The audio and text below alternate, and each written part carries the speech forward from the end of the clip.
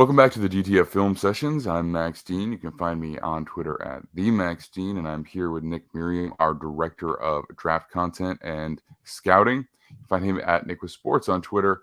And today it is episode number 11, Will Anderson Jr., defensive end / edge / outside linebacker, whatever you want to call him, from Alabama. One of the top prospects in the draft. Looking forward to get into his tape. We talked about the top edge guys in the draft according to your rankings just this past week. So I've gotten a little taste of him, but we can dive a little deeper. How you doing, Nick? Doing well. Busy, but we're just getting through these players one at a time and getting to do some defensive linemen now, so that's fun. Let's do it. So measurably speaking, he is 6'3.5" and 153 pounds. 253 pounds. So he is slightly bigger than what he had previously been. Yeah, right. That's not that far off of my high school measurables when I was running long distance. But let's fix that. But yeah, so that's a little bit bigger than initially thought. He had been coming in around 6'3", 150 or 135, 235. But he's got almost 20 pounds more than that, as officially measured at the combine, and he's a full 6'3.5", so even leaning towards 6'4". So, especially considering his official measurables, what are your favorite aspects to Will Anderson's game? So it's kind of a combination of his transition from power to speed, or from speed, and really just a relentless motor. Like, he has the Micah Parsons will not quit on a play and tries to make every single play he can mentality. That is kind of rare. He's the guy that will make tackles on the opposite sideline, despite maybe sliding up in the slot as an edge rusher sometimes, because they asked him to do a lot of things. He didn't really test fantastically, but I do think his bend and his strength overall as a player that isn't immobile. Like, his get off is very good at times of snaps. Mm-hmm. Well, that combination leads to a lot of pressures and a lot of he's just a very disruptive player in the backfield, whether that's producing in sacks or not. And you will see him get a lot of sacks just because of the hustle. Sometimes the play breaks down in one direction. He just comes from behind it and makes a tackle, cleans up the play because he just gives 100% effort on every single snap. All right, so let's get into the tape itself and see what we see. So initially, this first clip is really, again, just going to highlight what his game is, and that's the ferocious motor that he doesn't quit with. It's what he leads on. He's going to be double teamed on this play, and again, I comped his play style to Parsons in terms of relentlessness because he really plays in a style that he doesn't always impact the play. He's not a guy that I think to Parsons' level where he needs to be accounted for in every snap down. A lot of teams do double team him. I do think one-on-one he's a very dangerous pass rusher, but he hasn't quite figured out his pass rush tool set yet to a point where he is winning on every snap. Like, he is leading with athleticism and trying to figure it out a little bit more. That's maybe where he can develop. But what he will do for you is if he is double teamed and taken out of a play and the play flows away from him, he's still going to try and go make that play. And he had a lot of sacks like this. This is from last year against Tennessee, where, he just gives more effort than the opposing offensive line does. And it's really I'm trying to come up with different words for this, but I really can't, because it's rare to have a player at this level have effort stand out to this extent, because a lot of these guys are super competitive. A lot of them are going to the NFL. They're all already playing in the SEC. So they're high level football players. And his inability to quit on a play like this, where he is double teamed to the opposite side, it's a rollout to the left from the quarterback, and just to come across effectively away from what his initial rush lane is to make this sack is impressive. Yeah, we talked about this, and he has the athleticism too to just sort through all of this trash. So he's coming from, we'll look at it again from the end zone cam, but he's coming from being lined up right over the tackle, and then he gets double teamed from the guard and tackle. The quarterback actually tries to escape through the A gap to his side, and he is the one who jumps off that. Well, actually, it's probably the defensive tackle too, but he jumps off that ready to make a tackle either way. Yeah, exactly. And then he comes all the way across and doesn't get tripped up, doesn't get washed out by any of that mess. And then he's there to make a shoestring sack there. So, well, and this is one of those plays where the Tennessee coach, if you rewind like a little bit, is like pointing out what Anderson's doing, and he's saying, "Why do we have 5 offensive linemen just like staring?" Because this is the type of player that makes coaches pissed off at their own players, because Tennessee does a decent job protecting here. The coverage must be pretty good, and so Hooker has to kind of scramble, try to make something happen. But because the play continues onward and he escapes from the pocket and Anderson's chasing it from behind, you end up in a situation where it's Anderson and him at the end of this play, and you literally have the 5 offensive linemen just staring at him tackling Hooker. Yeah. You get the left guard 75 here. He gets in his way, but he doesn't even look like he stops his momentum. He's just like, oh, I guess you're going to try. Bye. And it's hard to feel where Hooker's going. Right. That's the advantage that the defense has in this case, but that's also just the advantage of pass rushing for 6 seconds straight. Mm-hmm. Yeah, okay. Okay, we can move on to the next play. So like we've seen, he'll make the long runs. Like, he is the guy that will chase sideline to sideline. He kind of has more of an off-ball linebacker style of play because of that. And just, he's a 4-eye here. He has the recognition to stretch out of stance. This is going to be kind of a fake stretch play to one side, I believe. They're not really running. I don't really know what the design is here, but clearly they're trying to wash out the defensive line to the left while the play design is to the right. And Anderson recognizes this and is able to kind of reach out of stance, get around that tackle, and then still kind of run down an athletic quarterback in Daniels here all the way to the sideline. Yeah. So basically the way right off of the snap, he knows, he probably has an idea that 50 is going to try and block him from the outside. So he just basically runs right around him. And I mean, it's a recognition, but this is just pure athleticism. This is just getting off the ball and just taking the inside shoulder of the tackle and just running through the contact. And I believe from the side angle here, it's not like his get off on this play is fantastic. He just, I mean, in terms of timing up with the snap, he's just out of his stance and around his target point here so much faster than an offensive lineman. And yeah, he's lighter. Yeah, he's more built maybe to move laterally and upfield quicker than the offensive lineman is supposed to. But he also doesn't have the advantage of knowing what the play call is. And the fact that he's able to kind of go ahead. The fact that he's able to kind of then also bend around this player and then just continue to chase the quarterback is impressive.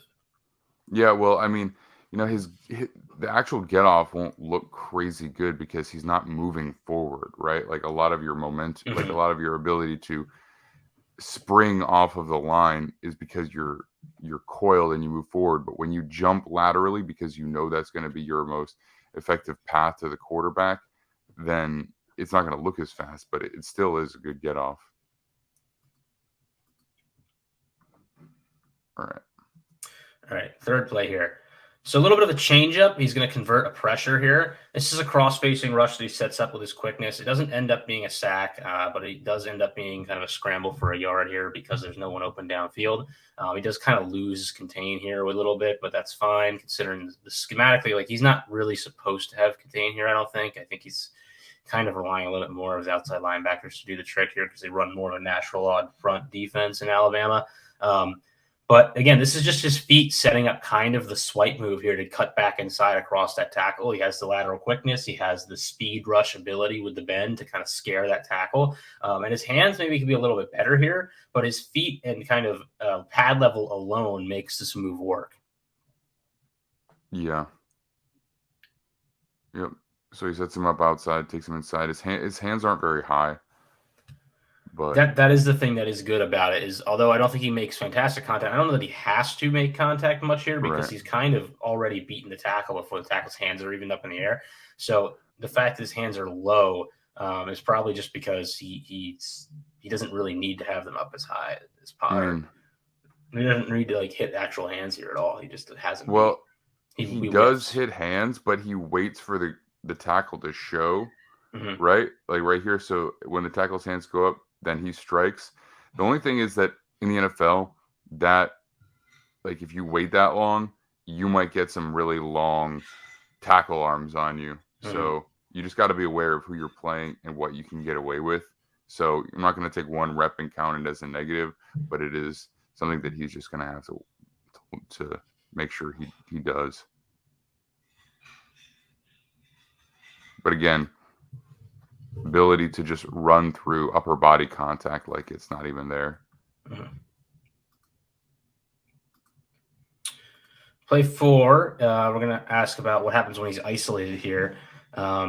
This is going to be kind of still a 5-tech. He's inside the tackle. Or inside the tight end? Or no, okay, so he's 4-eye again here. He's inside the tackle. There's no tight end there. Just given way too much space. We've kind of seen these two teams, Tennessee last year and LSU in this game, not necessarily double team, but kind of have guards peek at him, make sure he doesn't have free runs here. On this play here, the swim works because he's kind of given this really wide B gap by the fact that the offensive line or the left guard is kind of checking towards the nose tackle here. And it's not like that the tackle has like terribly low pad level. It's just when you give him this space to kind of move with his quickness into it and just kind of attack upfield, he's going to punish you for it. And the quickness of this will run into a sack again here, though. I mean, Jaden Daniels is an athletic quarterback, and he's able to kind of feel it and escape. Luckily, Alabama has pressure on the other side, and Anderson's able to catch him for an ankle tackle here, which, again, you kind of see just his ability to stay under control despite playing at 100 miles per hour. Yeah. Man, that's getting whipped. And everything about this translates to the NFL, right? There's nothing here that's like, oh, he's not going to get away with that. Oh, this doesn't work. Oh, I mean, he'll face a better left tackle most of the time, but aside from that, and I think some people don't love the swim move because, especially if it's overused, because it means you're playing kind of high. And in this case, like a swim move is not like one of his main go-tos. He's more of a bendy guy who likes to get underneath pad level. I just think the way he rushes it's more instinctive than like setting things up most of the time. And in this situation, like he puts himself in a scenario where he has space to move to, and he's just avoiding the tackle. And that's like the natural movement to avoid the tackle. Well, also, I think that this tackle's hands to come up kind of late on this play too. So, it's happened so fast, but he may have multiple ideas about what it is he wants to do on this play. And knowing that the hands are low means that he's going to be able to swim effectively, right? It's also kind of a cross-face rush again, because he does set him up kind of with the outside stem a little bit here.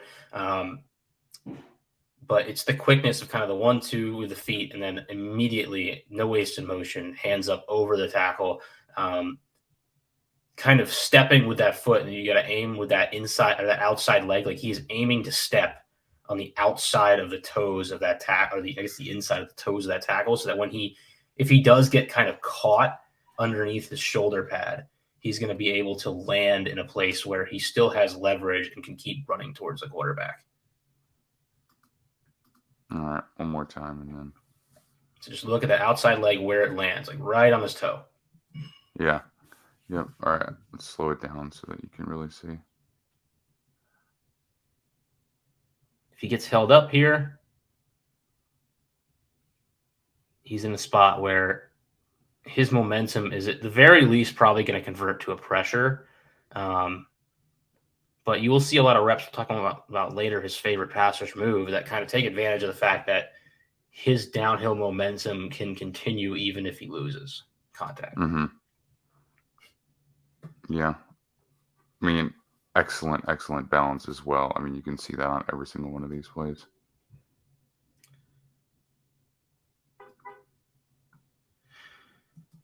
Pre-snap recognition is a strength of his. We've already seen his ability to beat the stretch play here. It's going to be a pull across kind of from the opposite side into a quarterback draw. And Anderson's going to leave his gap to create this play and show off kind of his range. And again, that balance and body control to make this tackle, just kind of laying out to make it on what is a a 6'4", 230-pound player in Hendon Hooker, and a guy that can move as well. So this has got to be quick. This is not his role here on this play. He's supposed to set the edge, and he recognizes this play is away from him. There's no danger for him to leave his gap and effectively go make the play on his own. So, yeah, I mean, he clearly recognizes the RPO here. Mm-hmm. And I don't think this is like a run stunt or anything, because I do think he would have the edge here. So they're just one gapping. The linebacker clearly has one of the A gaps. When he sees that pull, that's generally an indication that the run is going inside. He could be throwing that bubble, but even if he is, that's not a play Anderson's going to be involved in. So there's no real danger here for him trying to kind of wash inside here and try to get pushed into the tackle, which he doesn't get pushed at all, but he's still able to kind of make the play because he just continues to run that direction. I wonder if it's a run stunt, but there's no way to know that for sure because the defensive tackle comes straight on the right side. I just think the tackle would do a better job of trying to get the guard. I know the guard follows him regardless, but I think he would do more to make contact with him. That's true. Yeah, that is true.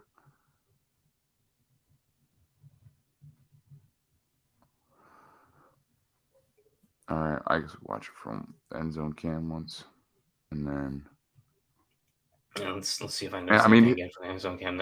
He's got a wide stance here too. I mean, he is coming from a yard outside, and that is a big man downhill that you're kind of trying to hit from the side, and he gets low.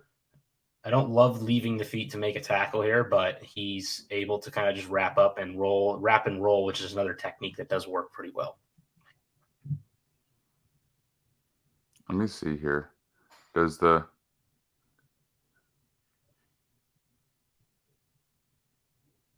I still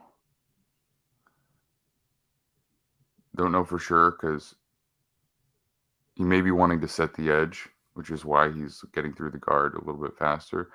But again, really good balance, and then he just knows what he's doing. Probably over-reliant on leaving his feet to make the tackle just because he's so long and he's so used to being able to make this kind of play. Yeah, and I think that's a problem a lot of football players have. But I will say, if you're going to do this, you're not going to drive your legs through contact. You need to roll kind of to create effectively pulling the guy down instead of driving him down. And that is something you do see here, a technique. He is making it an effort to kind of twist him to the ground. Yeah, I mean, and it looks like a forceful hit as well, but that is something I'm not sure what the Tennessee running backs measurables were like and what kind of – I mean, well, actually, that was Hendon Hooker. Right? Yeah, it was Hendon Hooker. So he was probably a similar size at the time, considering Anderson has added weight this year, and this was last year. Gotcha. So play number 6, this is his marquee pass rush move. He talked about it at the combine this week. It's the forklift, right? So standing up rushing will be his main spot. We've seen a lot of 4-eye. Kyron talked about how he did that a lot this year. I think he did a lot last year too, honestly. I think they just moved him from kind of that 4-eye and stand-up edge spot.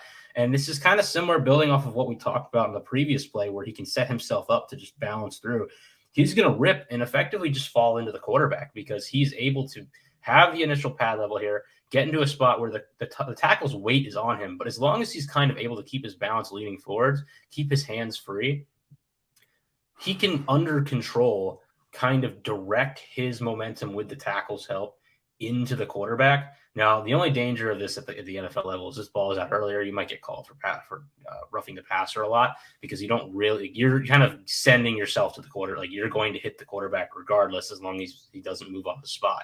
We're also going to get a holding call more than likely too. Yeah, that's also something that's going to happen. In this case, he doesn't get either, but it does, I think, force the incompletion because this ball is terribly inaccurate. Now, I don't know. Daniels is known to miss some throws too, but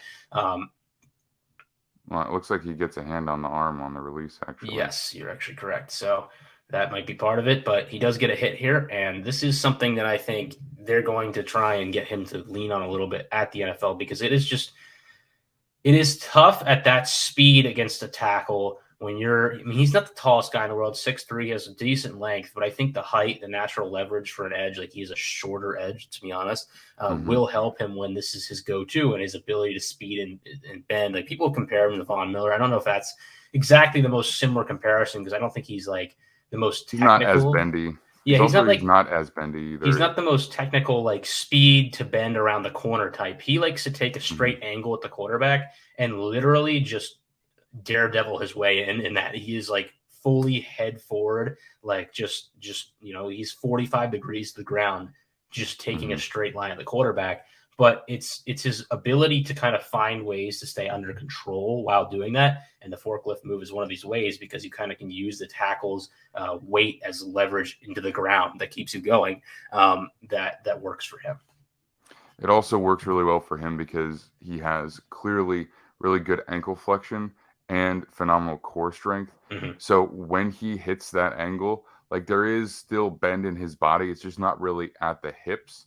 So as long as he can keep moving, like as long as he can keep his angles of his ankles like this, which there's no reason that he wouldn't at the NFL level, he's just going to be able to run through a lot of tackles, because when you go down with the forklift move, you're getting lower than them, right? And then you force their hands up. But that only works if you can continue to run through whatever contact they're maintaining, because you're probably not going to literally throw them over your shoulders. But as long as you can keep doing that and keep running through, which we've seen multiple clips of him just continuing to move forward and maintain perfect balance through that kind of upper body contact, it's going to work pretty consistently, because most right tackles, or left tackles for that matter, are going to be notably taller than you and have longer arms, right? So you'll have more room to hit their forearms or their elbows with that upward motion. Yep, for sure. Yeah, and I think bring up the core strength is important. I kind of forgot to talk about that. But when you're going to play with your knees parallel to the ground almost, or with lower legs parallel to the ground, like you just talked about, the way to end your career early is to be using your back far too much. And I think he clearly has the ability to hold up against this because you see it like plays like this where he doesn't even hit the ground, right? I think when he runs at the quarterback like he does, because that's just kind of what happens in that case, because now you get too many bodies. But look at him straighten out at the end. Like, he is upright, and that's core strength, because you have to drive with both your kind of quads, knees, but also just to get your torso upright. That bend is not, his hips, it's his core, because it's almost like his superpower is not ability to bend and dip. It's his ability to bend back upwards at the end of the rush. Right, exactly. So, and where he hits, so essentially he's not hit here and carried around the arc of the pocket at all. He hits, and then the tackle almost pivots because he just has so much torque there. And then they go forward, and he doesn't even get knocked off his feet here. He just runs through it, and then he doesn't actually. I was wrong. Yeah, I think he might all the way over here once he's completely run. I'm not even sure. But he's already run. Let's watch the end zone angle one more time, because I'll tell you if we even.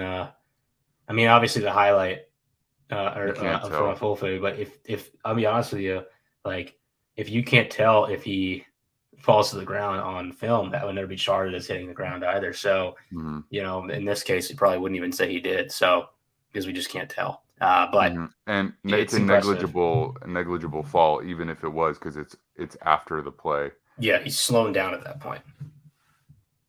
All right, and I believe that's what we've got for today for Anderson. Yeah, well, probably your first non-quarterback off, definitely probably first non-quarterback on the board at this point, I would expect. And look, every team needs edge players, and with the way the league's going, players like Nolan Smith, players like Will Anderson, they can play hand in the dirt 4-3 edge if you need them to. Obviously, the outside linebacker type works, but you see teams kind of doing this hybrid odd front. It's not really an odd front where they're going to play, your 3 and your 1 tech with your normal edge player, and they'll just stand up one of the edge players opposite of their 3 tech, we'll say, and he might be one of those players. Yeah. So I think we can highlight Anderson with balance, core strength, um, relentless motor, and um, I mean, hand technique at this point. There's still little things where you just wonder, will he get away with it at the NFL level? And you say probably no, but also everything about him suggests that he's going to be able to adapt to that without really any problem, and he'll be a productive year one pass rusher for sure, and Yeah. run defender too, which is Yeah. just a rare combination. All right. So remember, you can find me on Twitter at TheMaxine. You can find Nick at Nick with Sports. We are on DefiantTakesFootball.com with all of our written content, and you can find Defiant Takes at Defiant Takes on all social media outlets and on the YouTube channel and podcast feed. We are live every single Monday and Thursday.